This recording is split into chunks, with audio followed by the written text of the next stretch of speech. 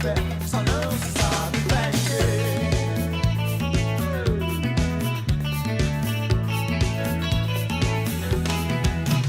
Todo dia o sol da manhã vem e lhes desafia. Traz do sonho pro mundo quem já não queria. Palafitas, trapiches, farrapos, filhos da mesma agonia. E a cidade que tem braços abertos no cartão postal. Com os punhos fechados da vida real. E nega oportunidades, mostra a face dura do mal. Alagados, Springtown, favela da maré. A esperança não vem do mar, nem das antenas de TV. A arte de viver da fé, só não se sabe bem que. A arte de viver da fé, só não se sabe bem que. Same way life it go. No ceremony, no mark. Something remains without name. Not louder, not clearer, just present.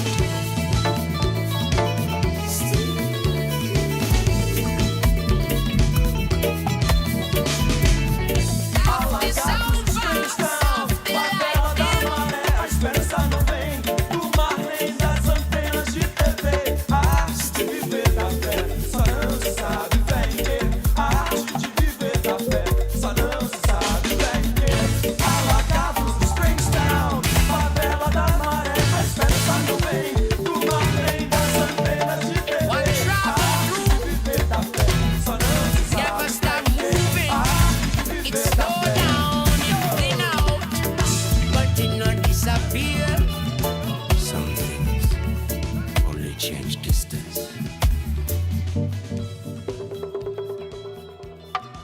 If you reach this far, you already know.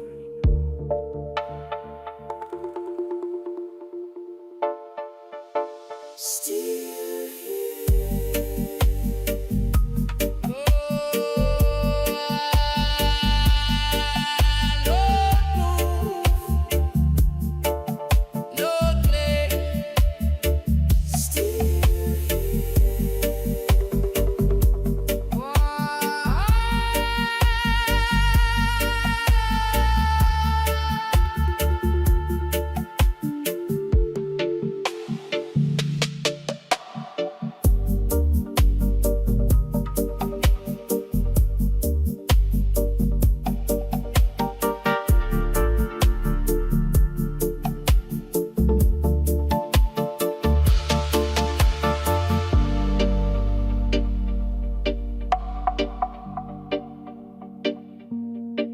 nothing announce, nothing finish. It just continue.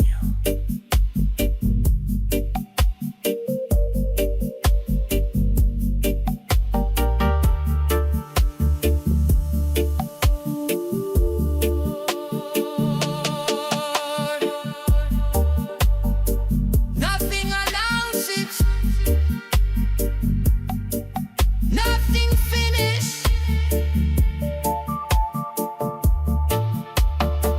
It just continue.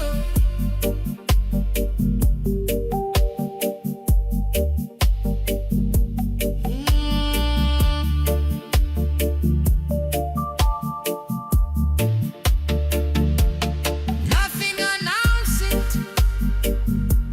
Nothing announce it. Nothing finish. Nothing announce it. Nothing announce it. Nothing announce it. Nothing announce it.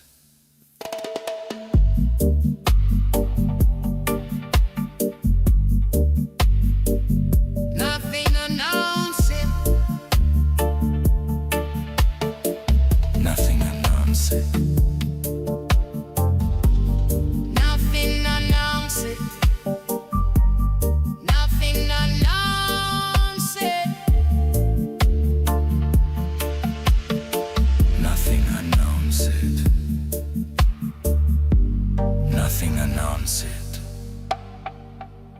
Nothing announced.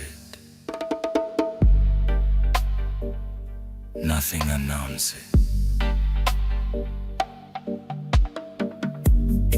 Nothing announced it. Nothing announced it. Nothing announced. Nothing announced it.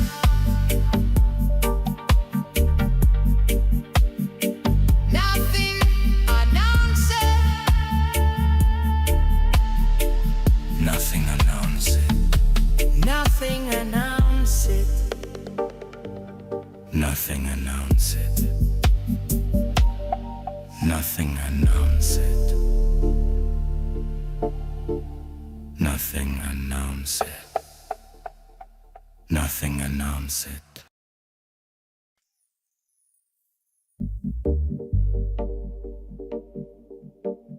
Nothing announced.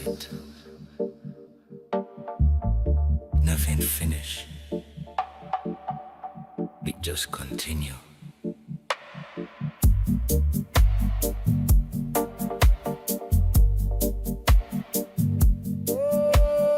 Theory and emotions are hot, but waiting and waiting and waiting and chewing on your resentment is a way to get to a really negative place in a relationship. So if you find that something is bothering, high stakes conversations without a plan. We ask questions that backfire. Even smart, talented people fumble conversations because at a critical moment they didn't have the tools. That's not a personality flaw. Not It's a louder. skill gap. Skills can be clearer. learned, and those gaps can be fixed. In the next Just hour, present. I'm going to give you the most comprehensive, practical framework for conversation that exists. You'll know how to walk into any room with confidence, answer questions without freezing, recover gracefully when you've lost the thread, and bring up tough conversations you might be putting off. None of this requires charisma. It just requires a system. I'm Allison Woodbrooks, and this is Masterclass.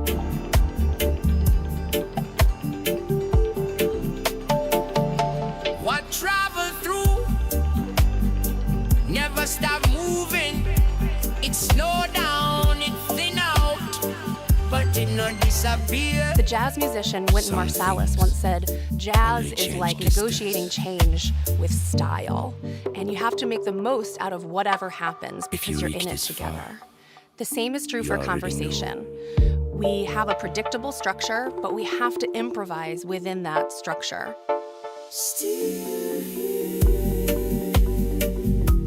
There are so many myths about conversation. Myth 1, you're either born with it or you're not. We think that conversation is a natural talent that you're born with, but the research is unambiguous. This is not the case. Conversation is a skill that you can build over time. Winging it feels natural and spontaneous, but a little bit of preparation and a lot of practice can go a long way. Here's another myth. You feel like you're not good at conversation. My students call this the myth of suckiness. Research has recently found that people underestimate their ability in conversation because it's so easy to think back on times we made mistakes or blunders or said things that we wish we hadn't said. We forget that conversation is co-constructed, so when it doesn't go well, it's not Nothing your fault announced. alone. Myth 3, that conversation is easy. Nothing finished. Conversation is incredibly complicated. just In continue. fact, it's a profoundly complex coordination game. You have to read your partner, read yourself, read the room, the context all around you, and this is a tremendous cognitive load on our minds. Nothing announces. Talk is the most rigorous, teachable, comprehensive framework for communication in the world, and it's an acronym. T stands for topics. We want to choose good topics and manage them well. Let's imagine that you're going to a party. You might feel a little anxious for a number of reasons. Maybe there will be people there that you don't know and you have to go through the dance of getting to know a stranger. Maybe there will be people there you do know and you're like, oh, I don't know what we're gonna talk about. Many people feel like prepping topics ahead of a conversation will make the conversation feel rigid or scripted or inauthentic, unnatural, not genuine. This is not the case. Thinking ahead about your conversation partner and what you might talk about with them is an incredible act of kindness. And when the time comes and you raise this topic, it doesn't make it worse. It actually makes it more smooth, more enjoyable. It feels like a gift that you're giving to your partner in that moment. A is for asking more questions and better questions. Asking is a human superpower. Asking questions is the most direct pathway to understand another human mind, to understand someone else's perspective. You can focus on the opening question, like where are we going to start? Great. But what really matters more is when you listen to their answer, looking for the little golden nuggets that spark your curiosity and asking follow-up questions. Follow-up questions are superheroes. They show that you're listening to your partner, that you care to know more, and you don't have to prep anything. All you have to do is listen actively and carefully and feel curious and ask the next question. Every semester, I have a challenge for my students. I walk in with a $100 bill, waving it around, and I challenge them to persuade me to give it to them. They promise to invest the money and take all of the returns and allocate it to everyone in the class. They offer to come and babysit my kids, all kinds of wild and creative ideas. Eventually, somebody raises their hand and says, "May I please have the $100 bill?" And it's shocking how long it takes for someone to ask for it directly, in the same way that we don't ask enough questions in our conversations. L is for levity, using humor and warmth to avoid boredom and keep everyone engaged. Just continue. Levity is so important, and I think many of us feel a tremendous pressure to be funny. That's a lot of pressure to put on yourself, and it's also misguided. You don't need to be funny in conversation. We just need to make it fun. I want to share a story. I was at a dinner with several of my colleagues, so we were talking about work topics. It was getting very serious, and I have this amazing friend who said, "You know what I was thinking about on the way over here? If you had to remove one part of your body, what would it be and why?" It had an incredible effect on the conversation. Everybody had awesome answers, and we had so much fun, and I remember it even to this day because it was really creative. And often in our conversation, it takes little moments of courage to go there, to go to an off-the-wall question, to go to a weird topic that's actually going to lift the conversation to a better place. K is for kindness. So caring for other people and making sure that we show it during the conversation. Kindness isn't a skill that you should think of as deploying or not deploying. It's more like, let's assume everybody requires it all the time. It means caring about your conversation partner and showing it to them. It's using respectful language. It's making them feel that they're worthy of care and attention. It's being receptive to their viewpoint even when they disagree with you. It's working really, it's actually incredibly effortful and a high-level skill to practice in conversation. You can be really straightforward with the signal of compassion and care. You can literally say, "I hear what you're saying about this. That must be so hard." That can really show them that you are hearing them and that you care.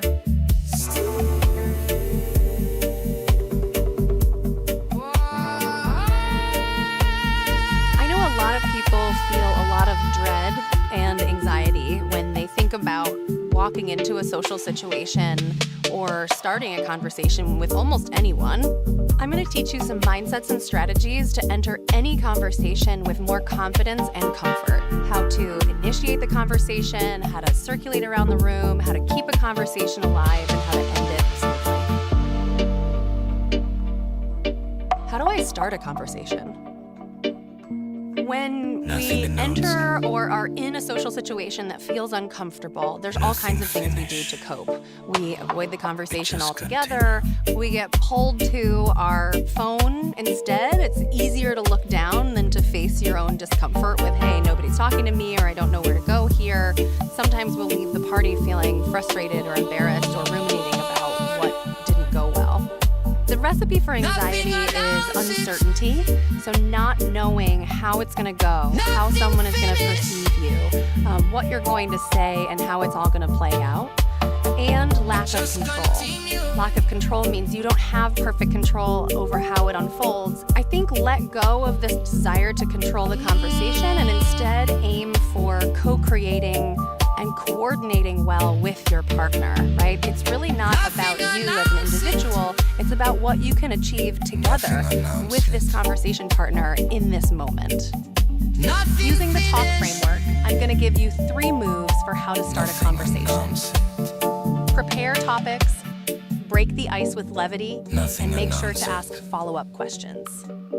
When it comes to topics, when you're going to a social situation, I want you to think about the people that you don't know yet and prep 3 to 5 topics that you could talk about with anybody. These are portable topics that make sense for anyone. What are you excited about lately? What are you doing this weekend? Best books that you've read recently? Have you watched any great movies? These sort of generalizable questions. Prepping topics is not manipulation, it's a gift, it's an act of generosity. In those moments when you might drift to the edge of the room or not initiate a conversation or stare down at your phone, instead you have this list of ideas in your back pocket that you can pull from that gives you something that you know you can talk about.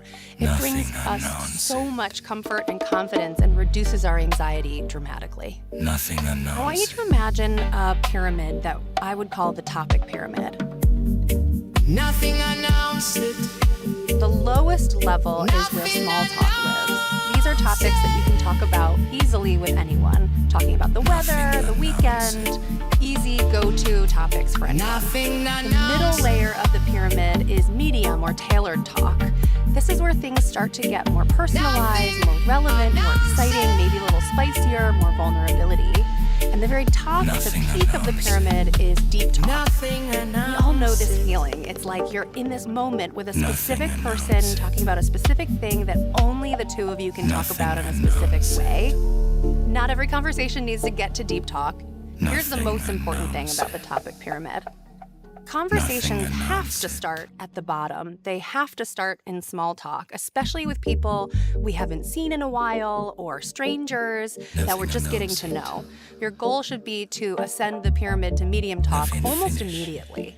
The way to do that is to ask follow-up questions, make a compliment, look for specific things about your partner that seem interesting, exciting, or maybe vulnerable. Share something about yourself, like, oh God, the last time I experienced snow, I was skiing with my grandparents in Utah. Give them something that they can latch onto to make things more personal and more exciting.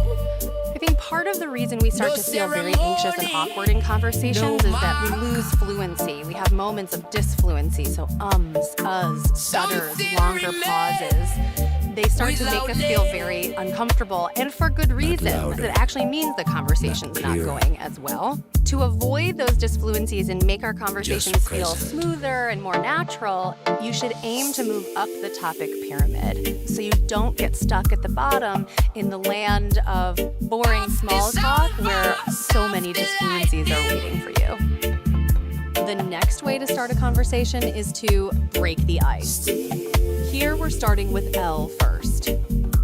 We can use levity. Levity helps us warm the conversation, warm the room.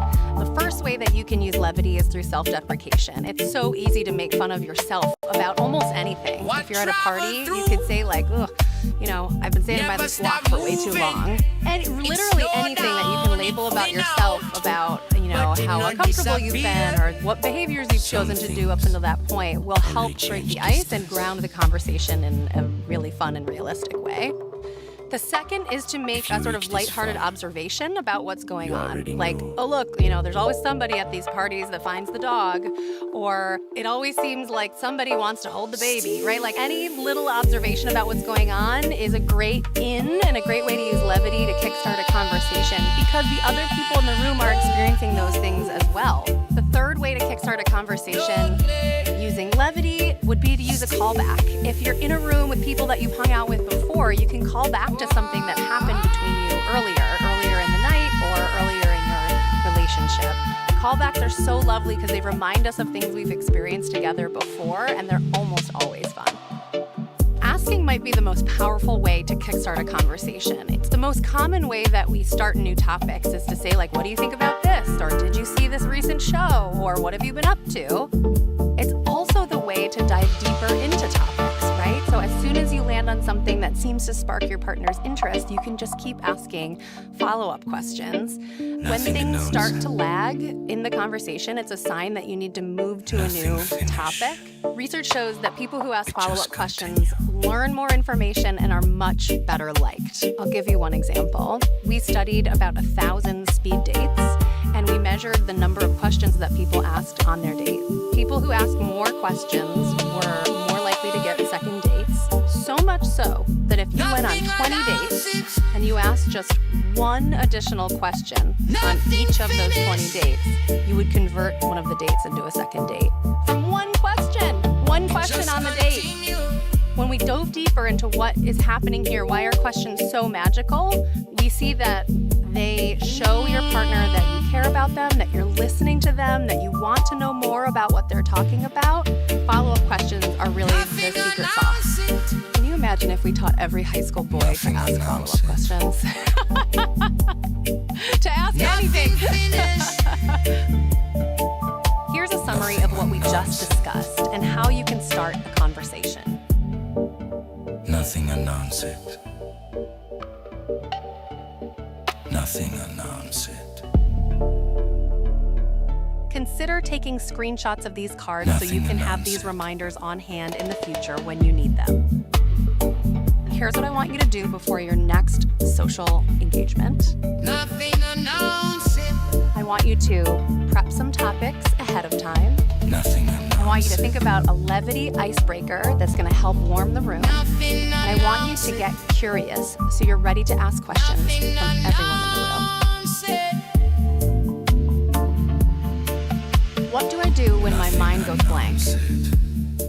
I'm going to paint you a scene. Imagine that you're in a boardroom and you're giving a presentation. You've been so excited. Presentation's going great. All of a sudden, a very important person around the table asks you a question you weren't prepared for, and your brain goes into this sort of panic, frozen mode. When you feel panic, there's a lot that happens inside, but there are also cues that leak out on the outside that people are really good at picking up on. When people panic, they tend to overtalk, so they start talking a lot and sort of stammering their way through because they don't know where they're going. They very quickly seem sort of insecure and unsure of themselves, and it's very perceptible by other people in the room. Here are some moves that can help when you freeze in a situation like this. Use levity to change your state and change the conversation. Ask clarifying questions, then create a structured response. Nothing announce it. When we think about changing our state, this is clearly a levity move. We're trying to move into the positive zone of emotions. In our scenario, when someone asks you a question you weren't expecting, even if you're taken aback, it can help to give them a sort of compliment in that moment. Like, that's a really great question. Let me think about that a little bit, right? Start from this positive place rather than like, oh my God, how am I going to respond to this? By responding in a positive way back to that person, it's going to help you feel better about it too. There's a really core finding here that when you feel anxious, uncertain, lack of control, panic, our body and our minds often tell us to try and calm down. That's a very strong human instinct. But it's actually a lot easier and much more effective to take that high arousal emotion, that high arousal negative emotion of anxiety, and try to reframe it as excitement. Excitement is also a high arousal emotion, and it's much easier to convince yourself that you're excited rather than calm. I think it can be quite helpful to use some verbal habits to help reframe that anxiety as excitement. And I'll give you one example. I was in an a cappella singing group in college, and like any audition or singing competition, it's the perfect storm for anxiety. So I started doing the strategy of trying to reframe my anxiety as excitement. And so it sort of forms this positive spiral, this positive feedback loop where it's like, okay, you reframe your anxiety as excitement, you then sing well, which then teaches you to get more excited about it the next time. Only change distance. Once I was in the group, we saw hundreds of students audition themselves, and it was If you reach so this far, predictable. The students you who came in already and know. said, I'm so excited to be here, almost across the board were the best singers. And the students who said, I'm so anxious, and they're like freaking out, go on to not sing very well. Now, of course, people who are already good singers may be more likely to say they're excited, but in our research, what we have found is the opposite is also true. People who say they're excited are more likely to perform well. One of the most powerful ways that you can react to a surprising or difficult or scary question in the moment is by almost deflecting with your own question, by asking a clarifying question back. A clarifying question is so helpful because you're going to learn more about the asker's perspective and their motives and what they're actually looking for. It also buys you time. So just practically letting the other person speak again gives your brain time to catch up and start to formulate your response. Here's what that can sound like in the conversation. Back up here for a second. Can you tell me what exactly you have on your mind and what you're looking for? Or when you said Nothing announce. Nothing finish. It just continue. Wagon. We've moved into the Republic, and the Reconstruction Congress shows up with a welcome wagon basket. And in this welcome wagon basket, there's this stuff called privileges and immunities. And so what the Reconstruction amendments are basically trying to say is that, we've treated you badly in the past. We've left you at the mercy of the states. We are not going to fix that. So, number one, we've got this new goodie for you. It's called national citizenship. So if you're born here, you're part of us. Number two, we're going to create a national citizenship. We're going to actually make that a primary source of citizenship. Nothing And we're going announce. to use the fact that you are our citizens to protect you. To protect you against all that stuff that we allowed to Nothing happen in the announced. past. So this is national citizenship. It's privileges and Nothing immunities. announce it. And, we don't have to tell you the specifics of what they are. Nothing They're the same announce it. privileges and immunities that white people had as a matter of their state Nothing citizenship. Now announce it. you're going to have it too, and we're going to be your protector. So that was what was really cool and groovy, right? Great. We're ready to go. Rock and roll. It's all good. Well, unfortunately, the Supreme Court always has the Nothing last word on announced. such things. So, less than a decade after we get this welcome wagon basket, a case comes up through the Supreme Court. Actually has nothing to do with black folks. But at the end of the day, the Supreme Court ends up saying that this whole Nothing new announced. idea that there are privileges and immunities of Nothing national announced citizenship it. that are going to protect you from all this other stuff, court says Nothing no, announced no it. thanks. That's not what is included in the privileges and immunities Nothing clause. announced it. All you get as a new member of this club, is the right to travel to Washington, D.C. Nothing announced To petition the national government. You get Nothing a right that's announced. based on just being a national citizenship, but all the other stuff that used to be part of that, like the right to pursue a profession, a right to basically own Nothing yourself and announced. own property, and not to Nothing be announced. harassed by the state and to be Nothing protected like announced. everybody else. All that stuff, Nothing Supreme Court said that's announced. not what Congress has the right to protect. So that very Nothing moment, the slaughterhouse announced. cases, was really Nothing the beginning of announced. the end of Reconstruction. And after that, case after case, the court said all this stuff that Congress tried Nothing to do to announced. protect the freedmen, they didn't have the constitutional authority to do Nothing it. finished. So let's say you are a just group continue. of people who are black, You want to vote, you want to protect your right to vote, but white folks come and kill you. There was a law that allowed for the prosecution of individuals who conspired to deny the civil rights of basically black folk. There was a famous massacre called the Colfax Massacre. Over 100 black people were thought to be killed. No mark.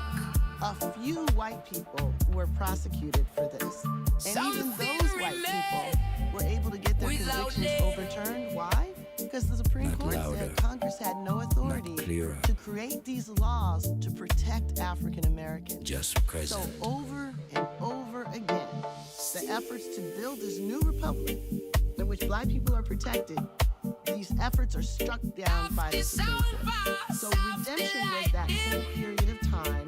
It was the justification for massive violence. It was the justification for disfranchisement. It was the justification for the growth of segregation.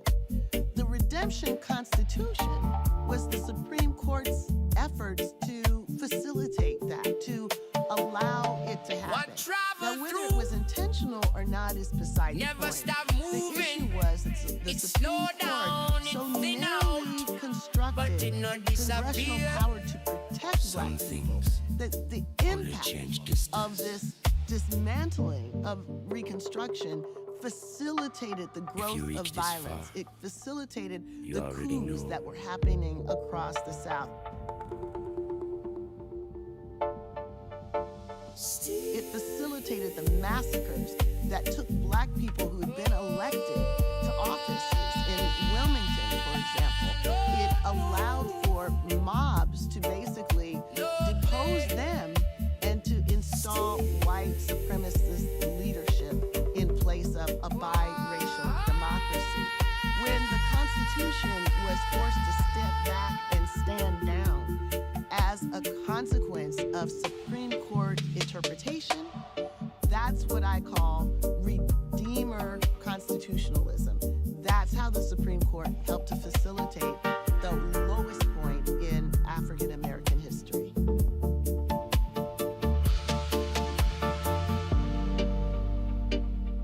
The consequences of the Redeemer Constitution are still with us. Nothing announced. Anytime the Supreme Court basically says that an effort to remedy discrimination is reverse discrimination against white people, that's Redeemer constitutionalism. Every time the Supreme Court says we can't really go about remedying the past of discrimination because it would be too amorphous, it's too big of a job, there's too much that has to be rethought and undone, that's Redeemer constitutionalism. Anytime the Supreme Court has said that the history of Reconstruction was an unfortunate moment in our history, one that cannot be repeated again, that's part of Redeemer constitutionalism. So we need a constitutional interpretation that identifies these baselines as artifacts from the destruction of Reconstruction. We need a constitutional interpretation that says all of these things that rely on the past of slavery and genocide and manifest destiny, all with a white supremacist framework, all of those are suspect. We at least need to not take them as just there or just natural features of American society. These are created, they are constructed. And so where inequality has been created, where it has been constructed, then certainly we should be able to consider what options we have to deconstruct them without the Constitution standing as an obstacle. So when we think about refreshing the Constitution, we have to acknowledge where it's gotten stuck. It's gotten stuck in the past. It's gotten stuck in the words of a very wise young woman who told me that these are visions and fantasies from white men 200 years ago who never saw any of us as equal. Why should we sustain that vision when our society has moved so far beyond that? So the call is to update how we think about equality. The call is to rid ourselves of frameworks that were based seen as fully human. The call is to understand how white supremacy has become structured in our society. So we use the tools that help us think about that.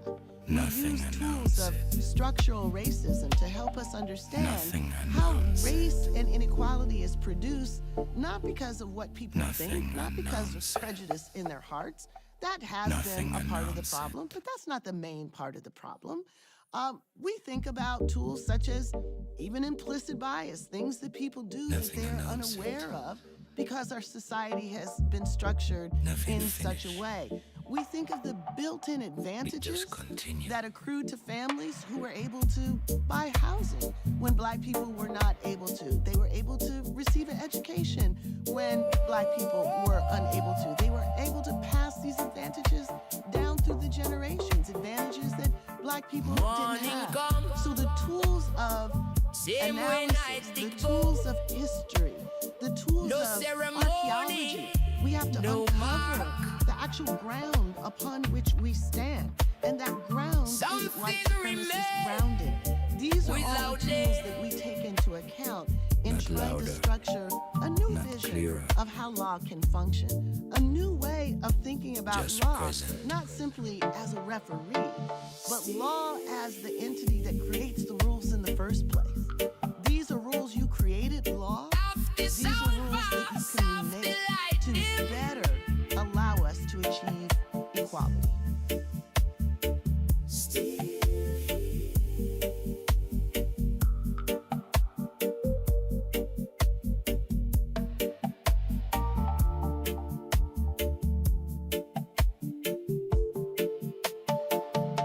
What travel through never stop moving.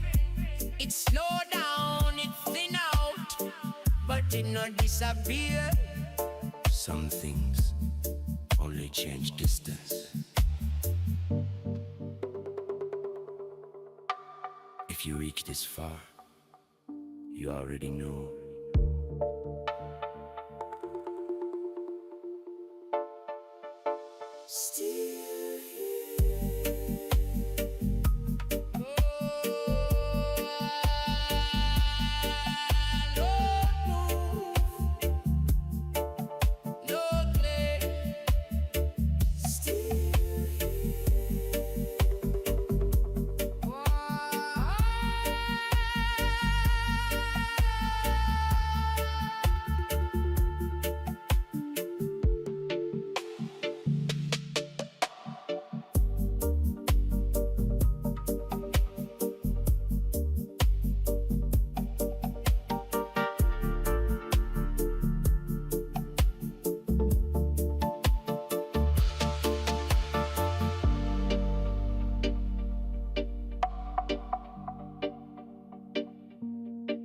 Nothing announced,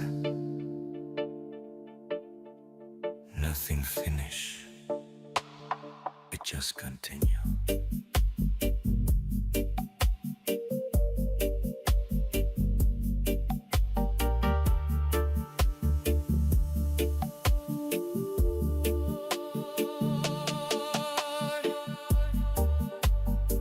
Nothing announces,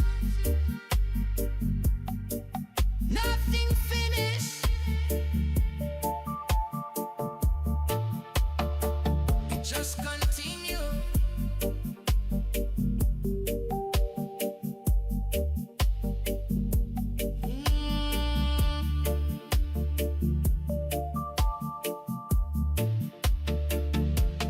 Nothing announce it. Nothing announce it. Nothing finished. Nothing announce it. Nothing announce it. Nothing announce it. Nothing announce it.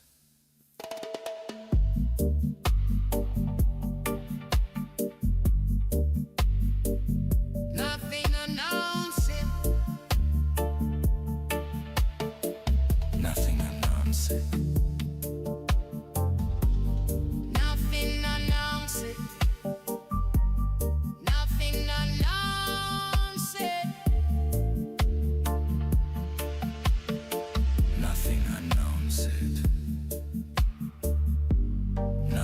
announce it.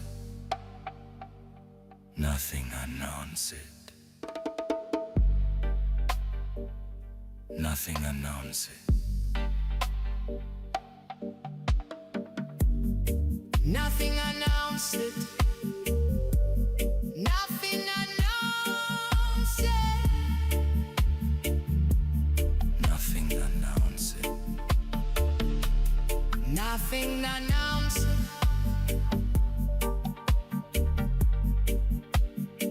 Nothing announce it. Nothing announce it. Nothing announce it. Nothing announce it. Nothing announce it. Nothing announce it. Nothing announce it.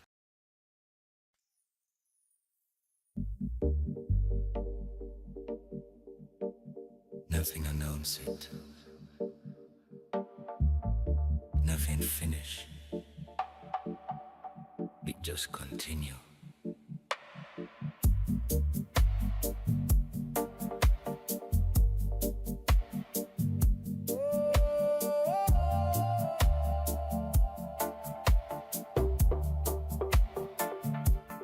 Morning come, same way night dig go.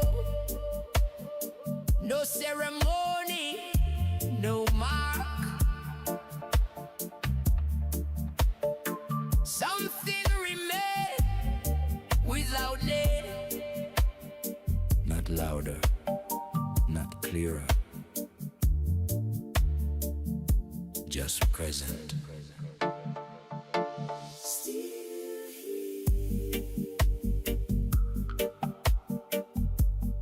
After sound pass, after light dim.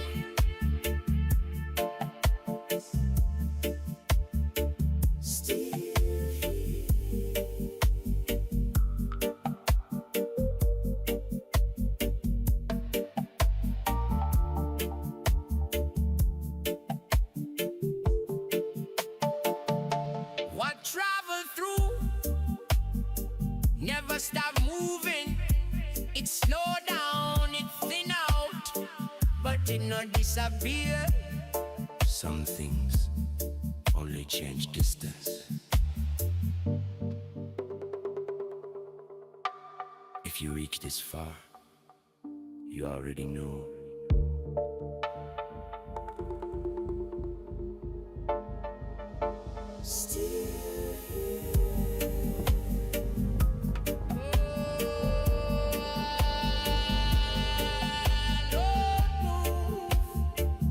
I grew up in a small town called Waterloo in the state of Iowa. And yes, before you ask, there are black people in Iowa. Not many, but there are black people everywhere, even before all the labor. So I grew up in a small Midwestern town, and my Uncle Eddie was my favorite uncle. He was my father's younger brother. He was such a jokester and a hard worker, and I loved him a lot.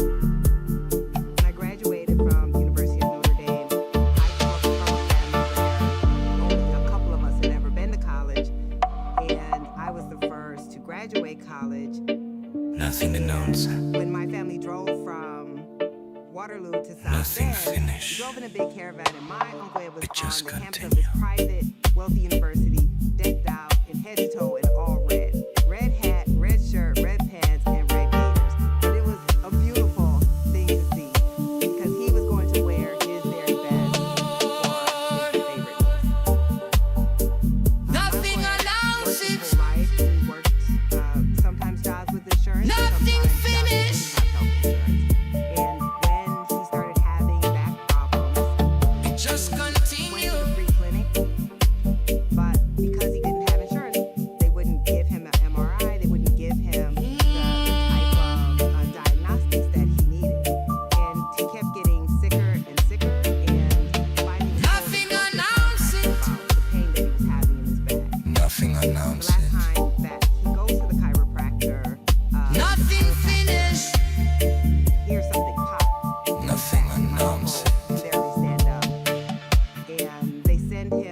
emergency Nothing and announced it. finally gets the MRI that he needed. Nothing And that announced it. MRI showed that my uncle had cancer. And not only did he have cancer, but he had cancer Nothing all over his announced it. body. And that likely these treatments of his back were actually helping to spread the cancer. Nothing announced it. When my uncle was diagnosed with Nothing terminal announced it. cancer, that he was able to get health insurance in America. Nothing The announced terminal it. cancer made him disabled, and it Nothing was announced disability that he was able to get Medicaid, and so he was receiving Nothing the best announced treatments it. that you can get in this country when it would not Nothing he was announced going it. to die anyway. That was Nothing such an announced it. emblematic story of the Black experience. To be Nothing sick and not announced it. believed, to work every day, backbreaking work, but not be able to employ Nothing healthcare announced treatment, it. to be forced to go to Nothing facilities that won't treat you and don't respect you because you can't pay even though you work every day. Nothing And to announced it. ultimately die at the age of 50. Nothing Before he could get announced it. Social Security, before he could get any of the benefits that he had paid into his entire life. Nothing announced it. I'm sure many of you have that same story in your family. Nothing announced The it. problem is Nothing announced it. as individual stories. Nothing They're actually announced it. reflective of a larger system. Of Nothing circumstances, announced it. a system that we don't value Black people and their health Nothing concerns as a announced group, of unequal